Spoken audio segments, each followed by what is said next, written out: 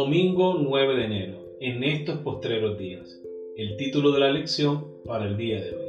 En estos postreros días nos ha hablado por el Hijo, a quien constituyó heredero de todo, y por quien asimismo hizo el universo, el cual siendo el resplandor de su gloria y la misma imagen de su sustancia, y quien sustenta todas las cosas con la palabra de su poder, habiendo efectuado la purificación de nuestros pecados por medio de sí mismo, se sentó a la diestra de la majestad en las alturas. Hebreos capítulo 1, versículos 2 y 3 es nuestro texto para memorizar. Con ustedes, Stephanie Franco y Eric Colón. Bienvenidos.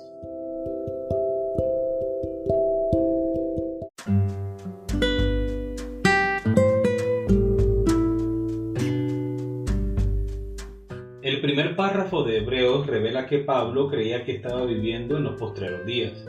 Las escrituras emplean dos expresiones sobre el futuro que tienen diferentes significados. Los profetas utilizaron la expresión postreros días o al final de los días para hablar sobre el futuro en general, como lo encontramos en Deuteronomio capítulo 4 versículo 30 y el versículo 31, Jeremías capítulo 23 versículo 20.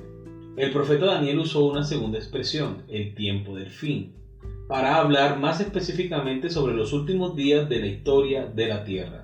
Daniel capítulo 8 versículo 17 y el capítulo 12 versículo 4. Bien, vamos a leer Números capítulo 24 versículos 14 al 19 e Isaías capítulo 2 versículos 2 y 3. Y vamos a responder a la pregunta, ¿qué prometió Dios que haría por su pueblo en los postreros días? Números capítulo 24 versículos 14 al 19.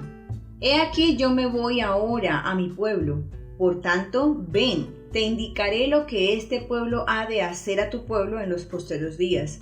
Y tomó su parábola y dijo, dijo Balaam, hijo de Beor, dijo el varón de ojos abiertos, dijo el que oyó los dichos de Jehová, y el que sabe la ciencia del Altísimo, el que vio la visión del Omnipotente, caído pero abierto los ojos. Lo veré, mas no ahora. Lo miraré, mas no de cerca. Saldrá estrella de Jacob, y se levantará cetro de Israel, y herirá las sienes de Moab, y destruirá a todos los hijos de Set. Será tomada Edom, será también tomada Seir por sus enemigos, e Israel se portará varonilmente. De Jacob saldrá el dominador, y destruirá lo que quedare de la ciudad. Isaías capítulo 2 versículo 2 al 3. Acontecerá en lo postrero de los tiempos, que será confirmado el monte de la casa de Jehová como cabeza de los montes, y será exaltado sobre los collados, y correrán a él todas las naciones. Y vendrán muchos pueblos, y dirán, venid y subamos al monte de Jehová, a la casa del Dios de Jacob, y nos enseñará sus caminos, y caminaremos por sus sendas. Porque de Sión saldrá la ley, y de Jerusalén la palabra de Jehová. Muy bien, recordemos la pregunta. ¿Qué prometió Dios que haría por su pueblo en los postreros días? El comentario bíblico adventista nos dice que Balaam presenta una predicción mesiánica. La hueste de Israel estaba delante de los ojos del profeta, claramente visible desde el lugar elevado donde él se encontraba. El profeta se estaba refiriendo a aquel que había de venir, a quien podía ver con los ojos de la mente, pero no con la vista física.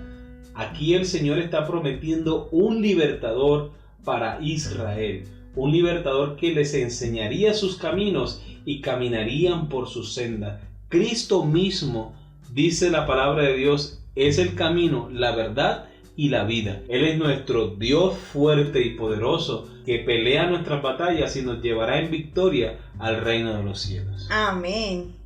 Varios profetas del Antiguo Testamento anunciaron que en los postreros días Dios levantaría a un rey que destruiría a los enemigos de su pueblo.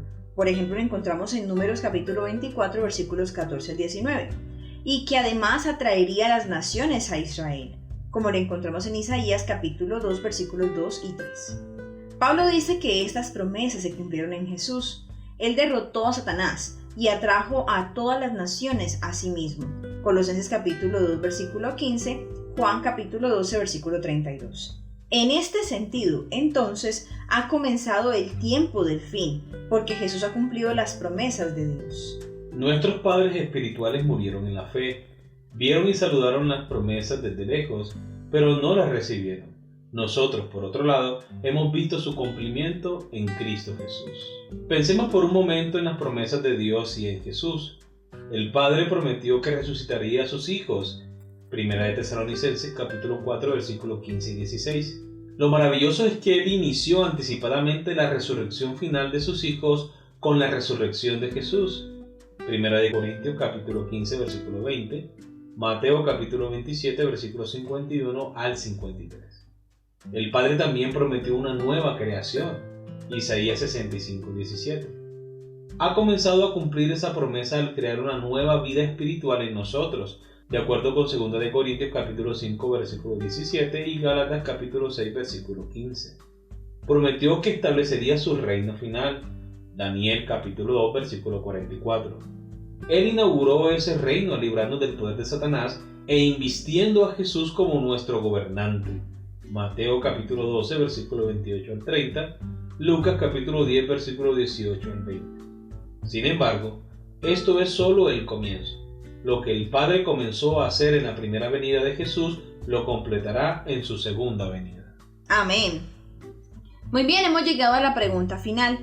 Observa todas las promesas que Dios cumplió en el pasado.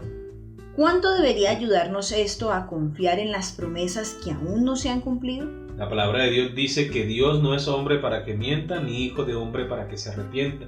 Dios lo ha prometido y Él lo cumplirá. Amén. Así como hemos visto que las profecías acerca del Mesías se han cumplido, así como hemos visto que las profecías de tiempo de Daniel y de los otros profetas se cumplieron, también la palabra profética de Cristo Jesús, que vendrá otra vez para llevarnos con Él al cielo, se cumplirá. Amén. Muy bien, queridos amigos y hermanos, hemos llegado al final de la lección para el día de hoy. Esperamos que haya sido de gran bendición para ti como lo ha sido para nosotros. Y recuerda nuestra cita para el día de mañana con una nueva lección. Que Dios te bendiga.